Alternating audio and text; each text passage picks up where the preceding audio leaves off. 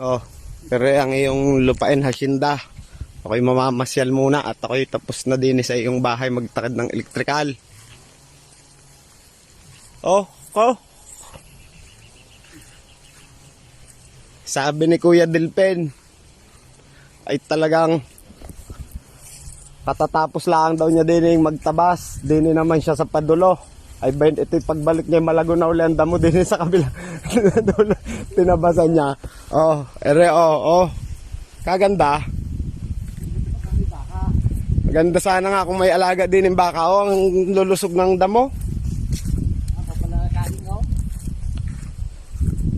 Tsaka nga pala daw ang daming saging din eh. Ba't ayaw mo pa daw ipabinta? Sabi ni ganda ng kugon din eh.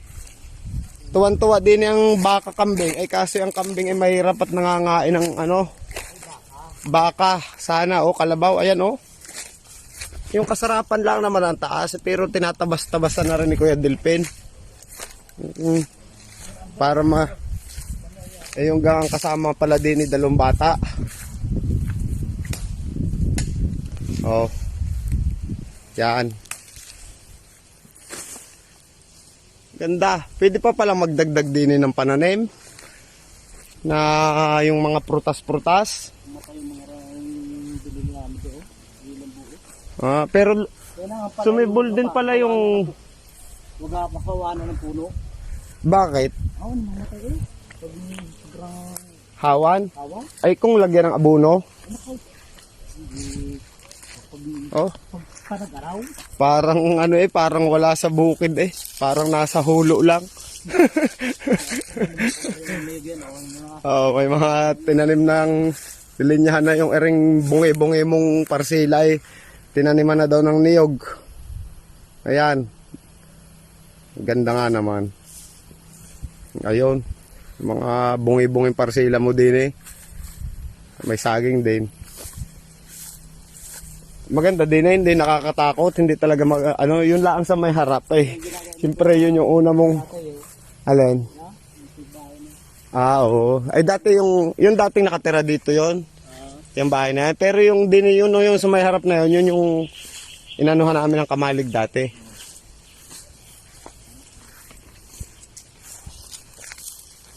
Dini pala naman sa palikod, doon lang sa harap eh.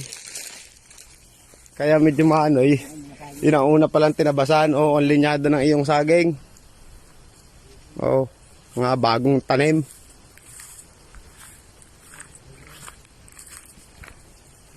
Ano ere? Sintures. Sintures. Ay, sigaras pala ere. Sintures nga. May bunga naman kaso di pa maaari. Maliit pa.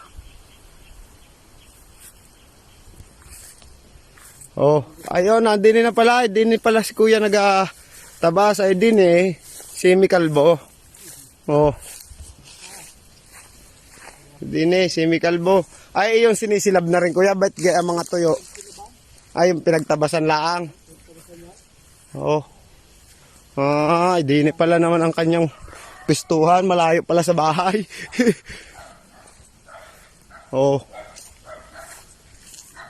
Kahawan, pero ang ganda sana kung madadagdagan pa nga ng iba pang pananim, mga prutas-prutas. pero makapal na ang niyog. Nang umuwi ka na dito sa sa Pilipinas, talaga para masarap din mag-alaga ng mga manok, 45 days, baboy. Ganda. Dito daw magpatay yan Kaganda din eh. Walang magagalit sa iyo din eh. Ang magagalit lang sa iyo si Ninang Janet.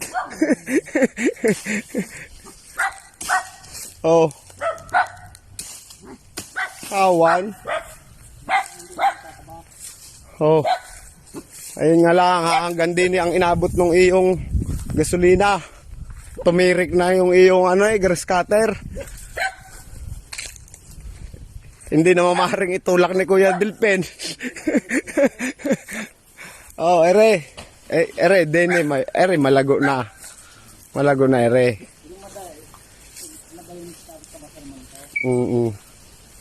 Ere, yan, dito. Ere, malayo na doon sa iyong bahay. Malaki din pa. Ere na yung 400 na gasolina. Pamuhat doon sa ating inano na yun. Ay hindi, ang ganda sa, yun, sa may ikong yan.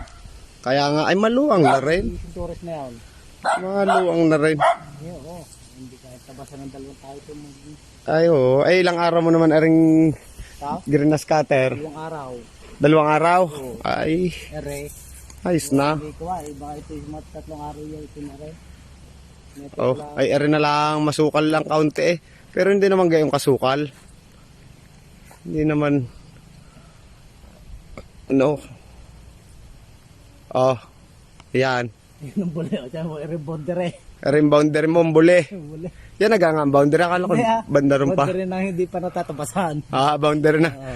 Ere daw yung boundary nang hindi pa natatabasan. Ere yung buli na ere. Oh, malayo na ere doon sa bahay. Doon sa bahay ni Kuya Delpin. Oh, yan oh, kaganda. Hindi na maganda maglagay ng ano. Ng, yung medyo malapit-lapit sa bahay sana, yung pultre. Bagot pa rin na saging. Kaya nga, nasan yung mga saging na sinasabi mong gumulang na? Hindi. Yun eh. Yun eh. Makalawlaw na. Yun. Matutumban na nga. Ayun nga. Ayun oh, mga saging mo pala din eh. Yun. Mga tag-aani na. Ayo, yung isa, medyo malayo eh. Hindi ko napuntahan. Zoom ko na lang. Ayun. Ayo, yung paypay na eh.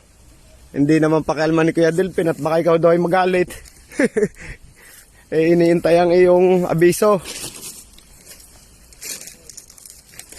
O, eri pa. Kaso yung saging mo pala din, hindi gayong kalalaki. Malalaki ang, ay ere, good sa ere. Good sa ere, malaki ere. Pero yung kaninang pinakita mo sa akin, maliit yun. Sa rambol yun, oh ere.